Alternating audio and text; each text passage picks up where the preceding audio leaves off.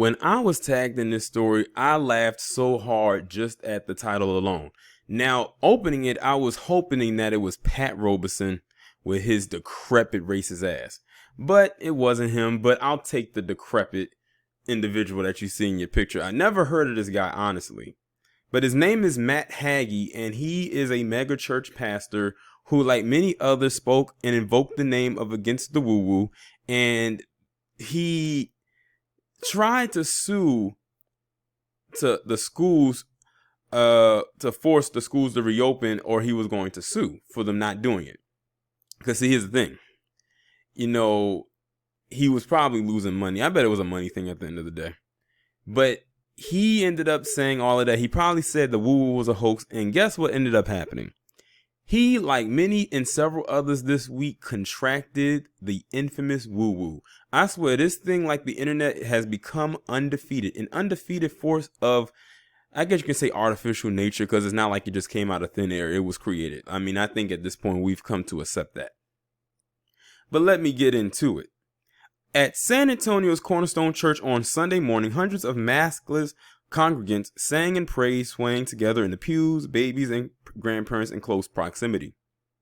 It might have been easy to forget there was a deadly pandemic blazing through the country. That is until about 25 minutes into the sermon, when Pastor Matt Hagee, on stage, bathed in blue light, announced that his father, the 80-year-old senior pastor and church's founder John Hagee, who was this guy, had been diagnosed 2 days earlier with the woo-woo. Hagee said during the October 4th live stream service that his father had been diligent throughout this entire pandemic to monitor his health.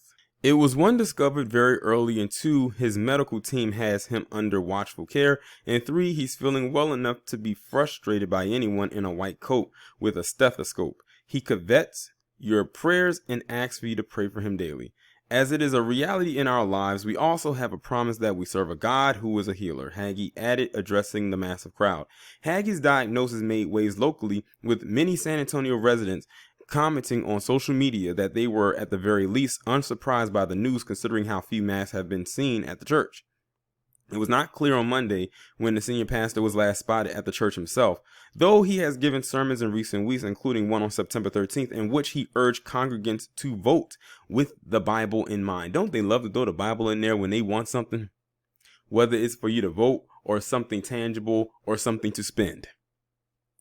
But Hagee is perhaps best known outside of the evangelical circles for his long history of outlandish statements and, more recently, the virus shutdown skepticism. The current restrictions for San Antonio's Bexar County require anyone over the age of 10 to wear a mask inside any commercial entity or business, wherever it is not feasible to maintain 6 feet of social distancing.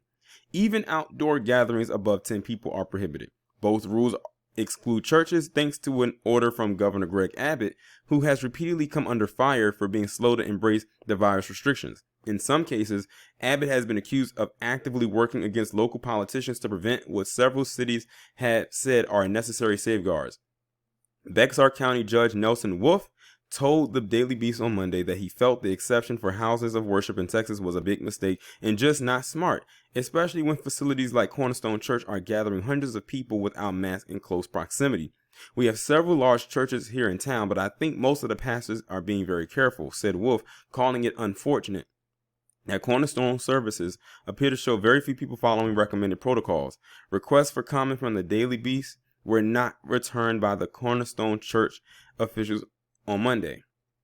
The mega church has more than 22,000 members.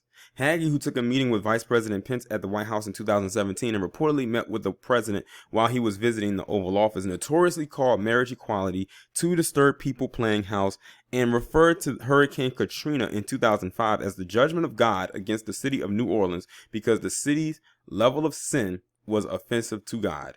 And how ironic, most of the people that were affected by that happened to be black. Hagee has also called the Roman Catholic Church a false cult system. In July, Hagee and his ministry, along with 4 parents of the Cornerstone Christian Schools, actually sued San Antonio and Bexar County officials, including Wolf, in an attempt to force schools to begin in-person instruction before Labor Day. According to the Express News, the suit argued that the order to postpone in-person classes unconstitutionally infringes on the religious freedoms of private religious schools. Money at the end of the day. That's what it all goes back to. The issue was resolved when Governor Greg Abbott announced that local health agencies lacked the authority to close classrooms. Wolf said that after a lengthy back and forth with Abbott over local mandates, public health authorities and judges' hands were tied when it came to churches. We encourage them and give them health advisories, but of course they don't have to follow it. Churches are off limits. As super spreading events at churches in Arkansas, Illinois, and Maine have shown in recent months, churches are not somehow immune to spreading the virus to hundreds and even killing people who didn't attend services. I can't think of a higher risk setting than being indoors, crowded together and without masks, said Lawrence Gostin, director of the O'Neill Institute for National and Global Health Law at Georgetown University. The fact that people are singing and shouting amplifies the risk more. This is a super spreader event waiting to happen. In fact, it is almost certain to rapidly spread the virus to the congregants, their families, and the wider community. Any other organization or business that violates rules in the area might be subject to monetary fines and other citations, but local authorities have no ability to enforce mask wearing, distancing, or capacities at churches. We're doing tracking and contact tracing, but it's awful hard to know where someone got it from. Judge Wolf added, our numbers are looking good now, but we've been here before. When you hear about the president getting it and Hagee getting it, I'm not sure. It took for this guy and 45 to get it for them to realize that it was real. That's why I said it was very reckless for 45 to come out and say that this thing was a hoax, because many of his brain dead supporters was going to follow right behind it. Now they know that it's real, and now it's laying hands. I think that's the more appropriate thing. The woo-woo is laying hands on them now. I think that's going to be the title of the video. At first I was stuck on what I was going to call it, but I think I found the title. What does it mean for public health when a congregation of hundreds, even thousands, is following faith leaders who refuse to wear a mask and then get sick? According to Gostin, is a full-on disaster. As of Monday afternoon, Bexar County population of 1.9 million had 494 new cases overnight and a cumulative total of 58,678 cases. There have been 1,332 deaths in the county since the beginning of the year, according to Johns Hopkins Virus Resource Center. On Monday, that number was much lower at 200, according to Judge Wolf. And I'm going to go ahead and end it pretty much right there. Y'all pretty much get the gist of it.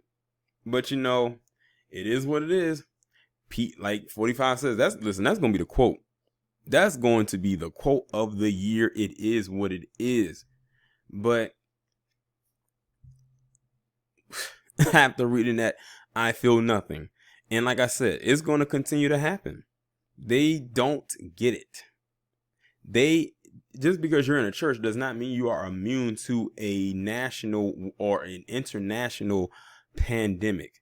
Yes, we know it was released and it was probably put out there. People can call it a pandemic, but at the end of the day, if people are being affected by it and people are dying from it, planned or not, it's still deadly.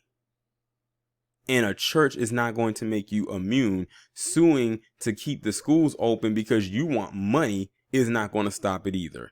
All it's going to do is make things worse. Like I said, this whole pandemic, or plandemic as some people have called it, has lifted up America's entire skirt and has allowed the world to see what is underneath said skirt. But y'all let me know what y'all think.